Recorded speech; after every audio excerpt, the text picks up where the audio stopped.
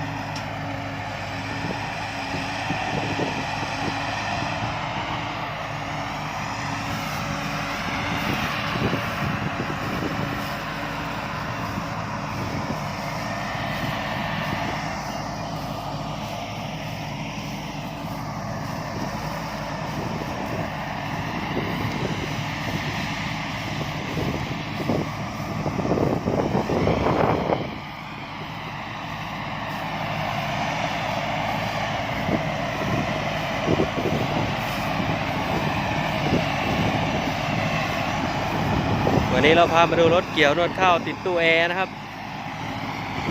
รถเกี่ยวนวดข้าวแต่งสวยๆนะครับ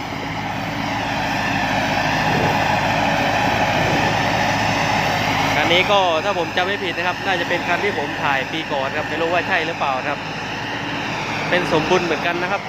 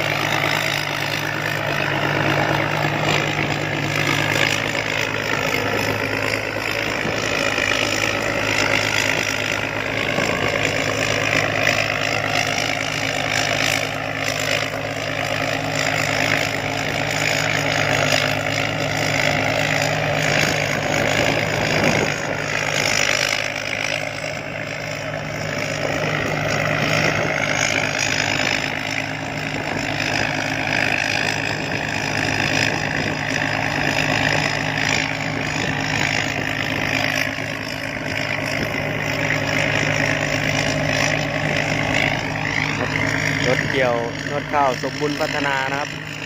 ติดตู้แอร์ครับ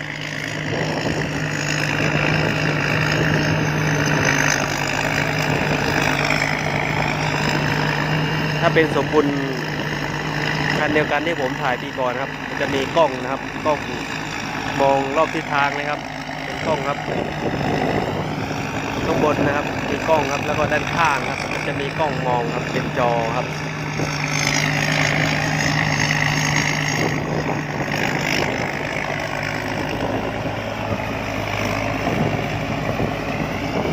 สมบูรณ์พัฒนาปี 2018 ครับ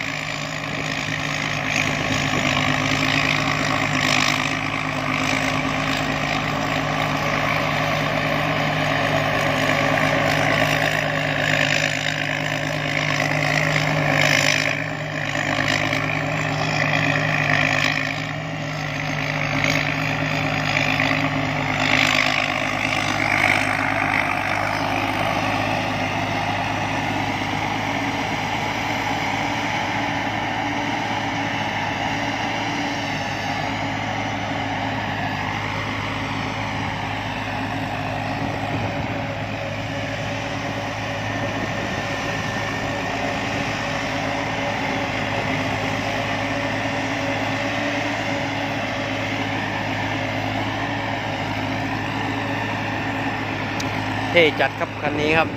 ของสมบุญพัฒนาครับรถปีที่แล้วนะครับ2018ครับ